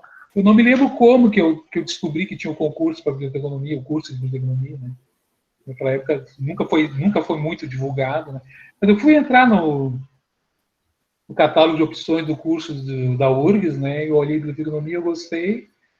Na época eu estava até, quando eu entrei, eu estava fazendo o exército também, né? Estava prestando serviço no exército, então no primeiro ano até não vivi tanto o curso, mas eu gostei da interação, da coisa, e acabou me atraindo o curso, né? Bacana, então. Eu vou passar agora para minha colega Milena, que ela tem mais perguntas para fazer, então. Milena, você está me ouvindo? Sim, boa noite. Boa noite, vou passar para ti, então. Ok. A primeira pergunta que a gente anotou aqui, achou bem interessante. Desculpa, antes de eu começar, eu queria lembrar que isso tudo vai ser registrado e vocês vão ter acesso pelo link para assistir de novo, caso queiram ter acesso às dicas que o Nelson colocou aqui na palestra. E muito obrigado pela participação de vocês, está sendo muito legal. Se vocês quiserem colocar a cidade de onde vocês falam, vai ser bem interessante para a gente ter uma noção do quão longe a gente foi com esse evento. E vai ser muito bom. O feedback de vocês também está sendo muito legal. Então, a primeira pergunta do público que a gente anotou aqui foi da Gabriela Souto. E ela perguntou o seguinte: os currículos atuais abrangem o empreendedorismo na nossa área? Essa aí é uma questão que eu vejo muito falar, né? Mas o que acontece? Como eu falei ali no começo, né? Não tem como o conteúdo das universidades estarem prontos para tudo que a gente precisa, né? Se eu não me engano, tem apenas 2 universidades que têm como é que se diz, desenvolvimento de empresas polos. Se não me engano, é só Santa Catarina e no Maranhão, que a universidade fomenta o empreendedorismo com empresa júnior, né? Então, se eu não me engano, são só 2 universidades no Brasil que desenvolvem empresa júnior. O que é a empresa júnior? O estudante, ainda estudante, desenvolver essa sua ideia de prestador de serviço ou de empresa e começar a divulgar o seu serviço já. Então, vai ter o professor orientador que vai auxiliar os alunos, né? Normalmente, essas incubadoras de empresa, a pessoa tem até 2 anos para ficar dentro da incubadora da universidade, e depois tem que desenvolver fora do ambiente da universidade, né? Mas uma coisa interessante seria as universidades criarem esses polos tecnológicos para serviços, de incubadoras de serviços para bibliotecários, né? Porque não adianta de esperar que o conteúdo das ferramentas acompanhe os avanços tecnológicos, né? Então, por exemplo, hoje em dia, uma ferramenta social que está bombando é o TikTok, né? Então, esperar que o conteúdo da faculdade apresente como você vai fazer a sua divulgação no TikTok, o currículo sempre vai estar atrás. Então, a pessoa tem que se desenvolver, mas uma coisa que as universidades poderiam fazer é isso, é desenvolver essas incubadoras para serviços, né? E outro ponto importante é aprovar os TCCs empreendedores, né? Eu falo muito com alunos ali, e no momento que eles estão elaborando o seu TCC, eles têm dificuldade dos coordenadores do curso aceitar o projeto de trabalho empreendedor deles, né? Normalmente querem um trabalho mais comum, assim, né? E acabam podando essa visão empreendedora que o aluno poderia ter. Legal. A gente tem no nosso currículo a cadeira de marketing, né? Que a gente acaba aprendendo várias dicas legais também que dá para aplicar no nosso dia a dia como bibliotecário. A próxima pergunta é da Sandra Reis, e ela pergunta o seguinte: você disse que há uma baixa demanda de serviços para o bibliotecário. Seria por ainda a formação do bibliotecário ser direcionada e focada para as bibliotecas? É que assim, digamos que o bibliotecário só atua em biblioteca. Nós temos muito mais bibliotecas que bibliotecários. Então, uma das coisas que aconteceu foi aquela lei da biblioteca escolar. Tem um levantamento feito que existem, acho que 140 mil bibliotecas escolares no Brasil. Então, digamos que o bibliotecário só atua em bibliotecas, teria que ter uma alta demanda. Por que que essas 144 mil bibliotecas não consideram imprescindível contratar o bibliotecário? Entende? Então, o nosso problema não é só de formação, é de nos saber vender como necessários. Por que que um colégio de nível médio, uma universidade, acha que não precisa de bibliotecário? Por que que ele acha que não é importante ter uma biblioteca organizada e montada? Esse que é o nosso problema, né? O problema vem antes da formação, depois da formação, é um problema de mercado, né? Porque o mercado está aí, bibliotecas existem, mas por que que não acha que o bibliotecário é necessário? É essa divulgação, a Raquel ali está botando que não sabe nosso valor profissional, mas se eles não sabem é porque nós não sabemos vender. Porque é uma coisa que é importante as pessoas entenderem, que o reconhecimento é sempre externo, né? Não adianta eu dizer que eu sou o melhor bibliotecário do mundo. Quem vai concordar com isso? Eu, minha esposa, minha mãe, meu irmão. Mas isso não é reconhecimento. O reconhecimento é externo. Eu tenho que ter ações, eu tenho que ter projetos, ações, trabalho, que os demais me reconhecem como o melhor profissional. Então, o reconhecimento é sempre externo. Se nós não temos reconhecimento, é que nós não estamos sendo capazes de mostrar esse valor. E o valor é externo, é o cliente que vai reconhecer o nosso valor. Não adianta eu dizer, eu sou importante, eu sou necessário, eu sou útil. Só isso não basta. Mais uma pergunta mais pessoal, assim, eu vi o pessoal comentando bastante dessa situação da pandemia e também alguns comentários sobre a nossa situação política não ser muito favorável para a nossa profissão no momento, para a cultura, e o que a gente pode esperar dessa situação toda mundial?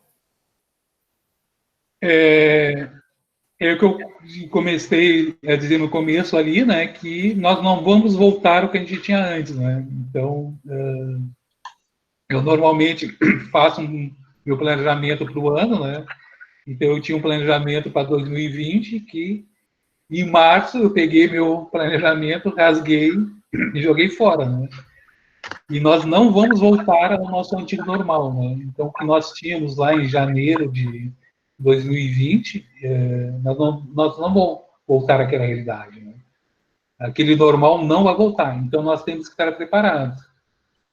E no momento atual que a gente tem, este ano provavelmente a gente vai ter eleição, né?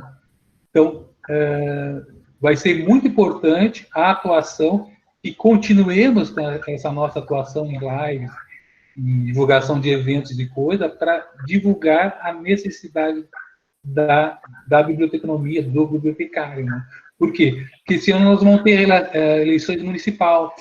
E todos que estão assistindo aqui vai ter eleição no seu município, vai eleger prefeito, vai eleger vereador.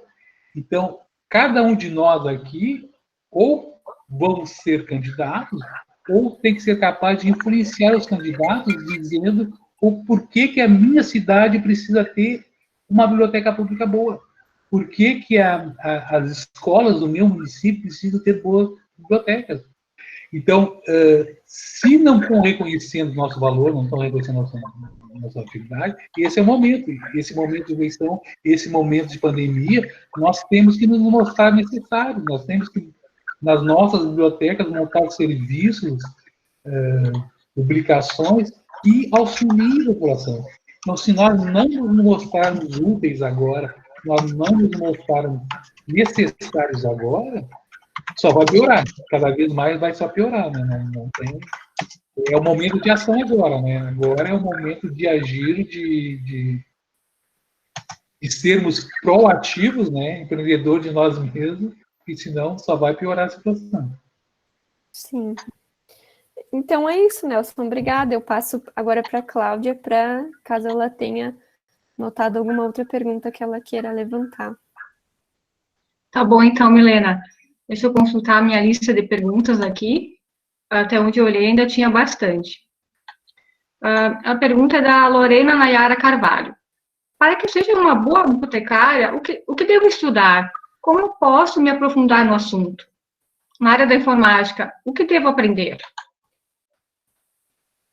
É que assim, o que eu vejo muito na questão da informática, né? O importante na informática é tu ter noções de informática, né?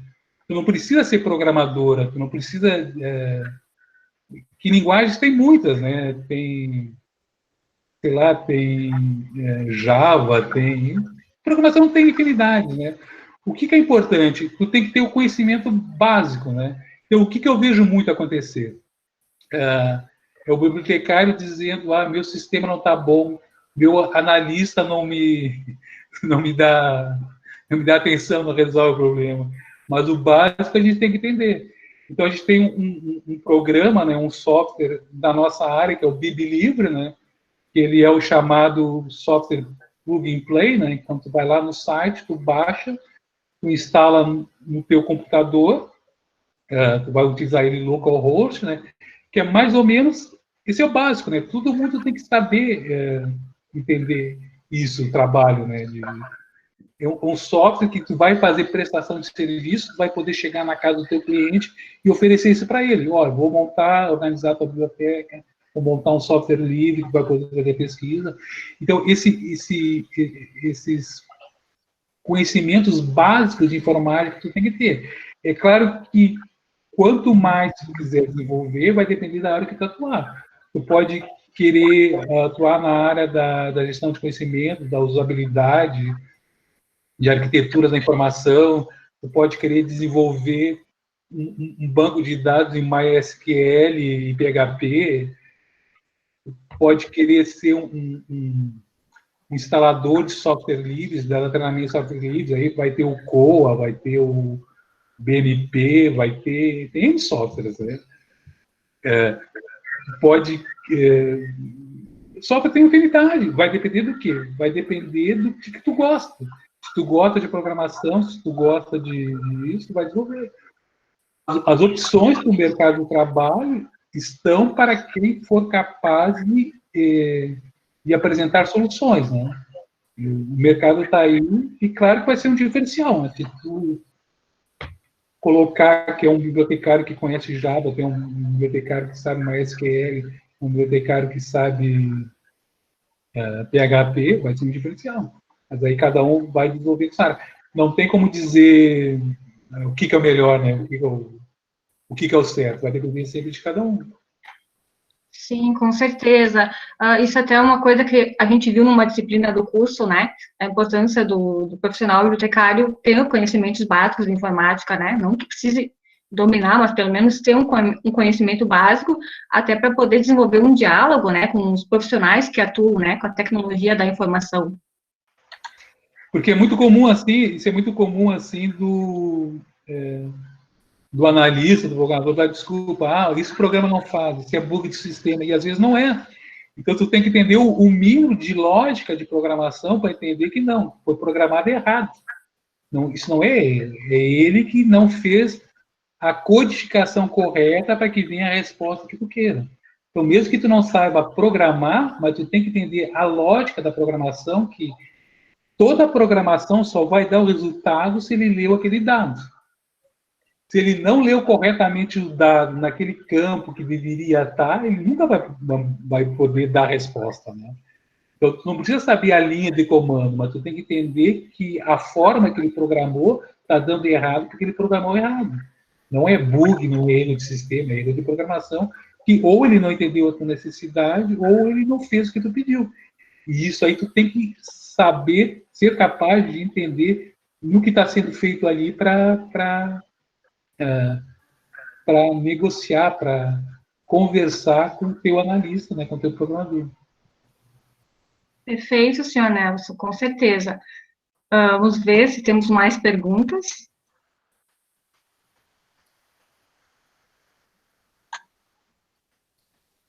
Aqui tem a pergunta do Iuno Alexandre Pereira. Sou bibliotecário de uma biblioteca pública.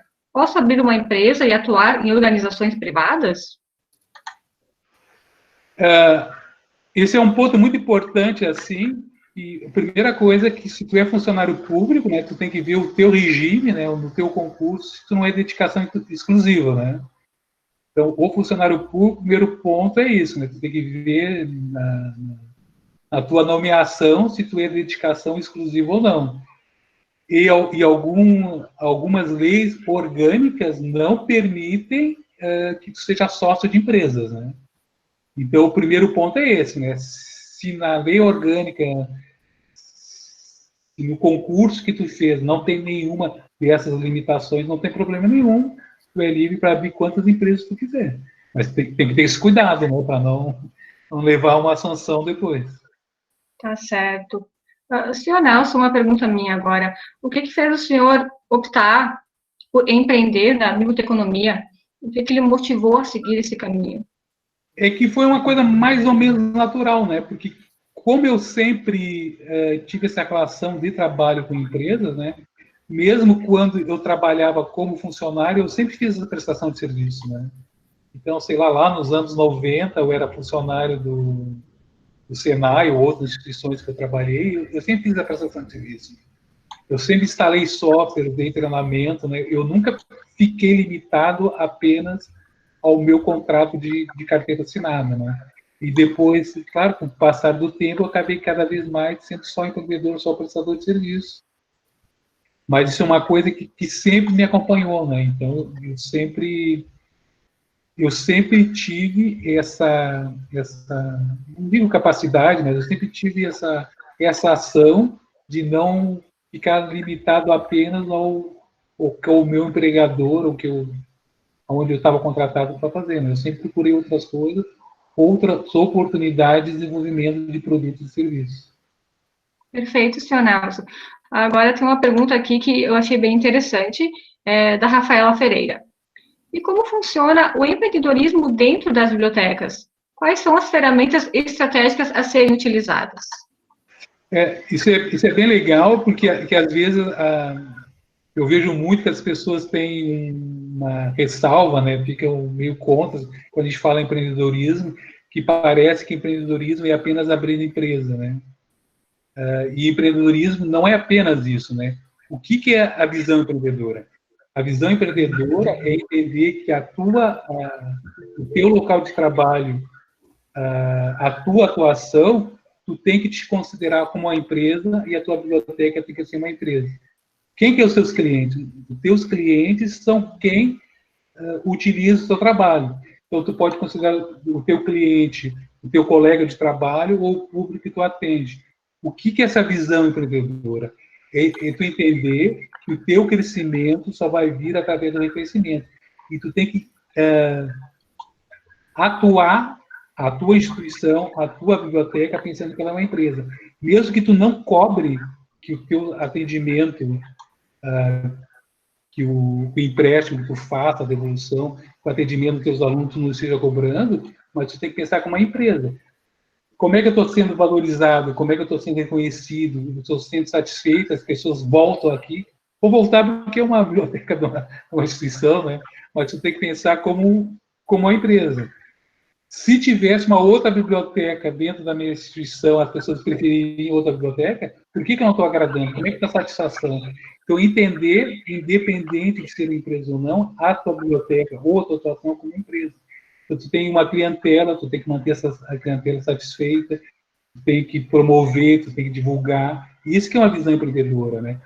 Então, tu vai detectar uma oportunidade. Ó, eu estou vendo que os meus leitores estão precisando de um novo ambiente, um novo serviço que não tem. Então, tu detecta a tua oportunidade, tu faz a análise, tu pode desenvolver ou não, vai fazer levantamento de preço, vai pedir para a tua chefia o orçamento para fazer, e vai fazer um novo projeto, e uma visão empreendedora dentro da tua ação. Vai desenvolver o plano de negócio do novo serviço que tu vai lançar, mesmo que tu seja um funcionário da biblioteca, mas tu tem essa visão que a tua biblioteca é uma empresa e que tu está desenvolvendo algo para o mercado, que o mercado é quem utiliza a biblioteca. Muito bom, senhor Nelson. O papo está muito bom, senhor Nelson, mas a gente está se aproximando do horário final, que é 9h30, então a gente vai dar início ao encerramento. Eu passo a palavra para o senhor poder se despedir, quiser dar algum aviso final, alguma mensagem para os nossos telespectadores, fique à vontade. Opa, Rede Globo, telespectadores, tá bom então. Então, eu que agradeço a oportunidade, gostei muito de poder falar com vocês ali, estou sempre à disposição. Vai o jabá agora, né? Então, estou organizando agora um evento online em junho, né? Que vocês vão poder ver no biblionline.com.br, e estou à disposição para as pessoas que queiram, o presencial agora está prejudicado, né? Mas que queiram fazer meu curso de empreendedorismo EAD, é só entrar em contato aí pelas contatos que eu deixei ali, WhatsApp, e-mail, ou pelo site mesmo, estou à disposição. E muito obrigado. E espero que vocês não percam a esperança, né? Não percam a esperança, que o momento é difícil, mas já tivemos outros momentos difíceis, né? O Brasil se caracteriza por dificuldades, por coisa, né? Mas não perca a esperança, e a gente sempre pode criar algo novo e melhorar, e a gente sempre cresce, e a gente sempre melhora, né? O tombo apenas faz nos erguer mais forte e para ir mais longe. Muito obrigado. Muito bom, senhor Nelson. É uma mensagem muito, muito bonita para o senhor deixar para nós, né? Com certeza, nesse tempo difícil que a gente está passando, é bom que a gente tenha palavras de esperança, né? Para nos motivarmos, nos animarmos. Eu quero agradecer muito a presença do senhor no nosso evento, por ter disponibilizado o seu tempo, o seu interesse, pela sua dedicação. Muito obrigado, em nome de toda a gestão Pérgamo, do Diretório Acadêmico. Eu gostei de vocês usarem o Pérgamo ali, né? Já está pensando no software, né? Muito boa essa ideia aí. A gente vai finalizar agora, então, tá? Só um pouquinho, pessoal.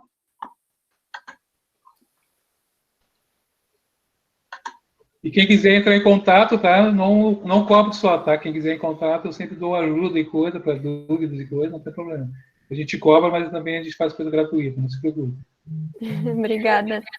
Perfeito. Então, pessoal, lembrando que vocês podem acessar essa palestra no link que a gente vai disponibilizar para vocês. O link de todas as palestras é o mesmo, é só vocês acessarem no horário. Vocês vão receber um e-mail todos os dias lembrando do evento. Não esqueçam de participar também dos outros dias.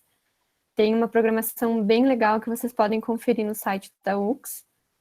E muito obrigada, Cláudia, obrigada a todo mundo que participou. E é isso. Cláudia, quer falar mais alguma coisa? Sim, eu vou finalizar aqui, então. Quero agradecer a todo o pessoal que nos acompanhou nesta noite.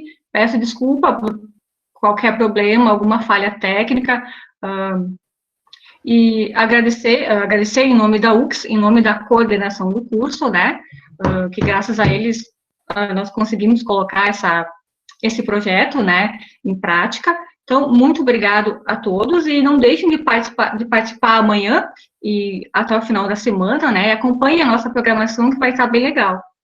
Tá bom, pessoal? Uma boa noite para todos, fiquem bem. Obrigada, Obrigado e boa noite. Obrigada pelo feedback positivo de vocês nos comentários também, muito legal. E é isso.